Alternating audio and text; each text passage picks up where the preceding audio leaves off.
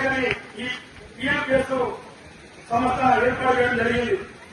అన్నగారి ద్వారా మనకున్నటువంటి సమస్యలన్నీ తెలియజేసిన తర్వాత హైదరాబాద్ నడి ఒడ్డున భారీ ఎత్తున బహిరంగ సభ ఏర్పాటు చేసి తెలంగాణ రాష్ట్ర ముఖ్యమంత్రి గారికి మనకున్న సమస్యలన్నీ తెలియపరచడం కొరకు అన్నగారి ద్వారా తెలియపరుస్తామని చెప్పేసి నేను సామూహికంగా తెలియజేస్తున్నా. అదేవిధంగా ఇంతకుముందు మనందరం మాట్లాడుకున్నాం. బీజేపీ పార్టీ కావచ్చు, బీఎస్పీ పార్టీ కావచ్చు, కాంగ్రెస్ పార్టీ కావచ్చు, టీఆర్ఎస్ పార్టీ కావచ్చు, ప్రధాన పార్టీ ఏ పార్టీగా కావచ్చు, అన్ని పార్టీలలో మన జాతి బిడ్డలు ఉన్నారు. కానీ మన జాతి బిడ్డలకు అవకాశం వచ్చినప్పుడు మనం ఎందుకు ఓటు చేస్తలేము అనేది ఒకసారి ఆలోచించారు. అందరూ మనం ఏ పార్టీలో ఉన్నా సరే మన జాతి బిడ్డ ఒక సర్పంచ్ పోటీ చేసినా, ఒక వార్డు మెంబర్గా పోటీ చేసినా, ఒక ఎంపీటీసీగా పోటీ చేసినా, ఒక డిప్యూటీసీగా పోటీ చేసినా, ఒక ఎమ్మెల్యేగా పోటీ చేసినా సరే వాళ్ళకి మన జాతి బిడ్డలను గౌరవించి మనం ఓటు వేస్తున్న రోజు, మనం గెలిపిస్తున్న రోజే మన జాతికి మనం గౌరవించడం రకమని చెప్పేసి ఈ సభాముఖంగా మీ ఎదురు తెలియజేస్తున్నాను.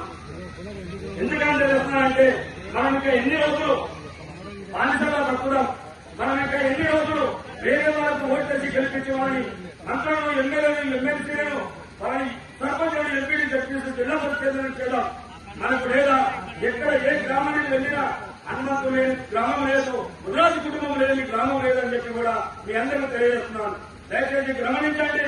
మీ అందరికీ పాదవందనం తెలియజేస్తున్నాను. ఈ రోజు వేదిక ద్వారా మాట్లాడిపోయినంత మాత్రం అయ్యేది కాదు.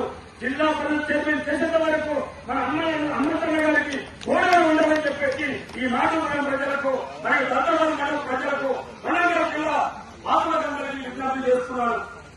ఎందుకంటే ఇలాంటి నాయకుడు మన మధ్యలో మనకుంటే మా జాతి ఖచ్చితంగా మేలు జరపడానికి కూడా ఈ సభాముఖంగా తెలియజేస్తున్నారు.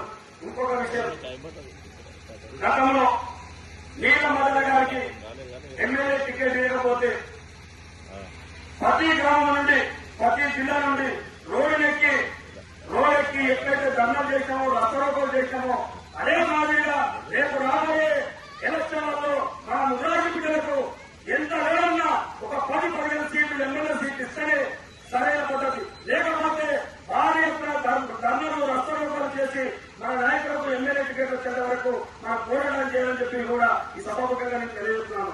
దయచేసి ఈ అవకాశం ఇచ్చినటువంటి పెద్దలకు ప్రతి ఒక్కరి పేరు నమస్కారాలు తెలియజేస్తూ కోరుతున్నాను. జై హింద్, జై భారత్.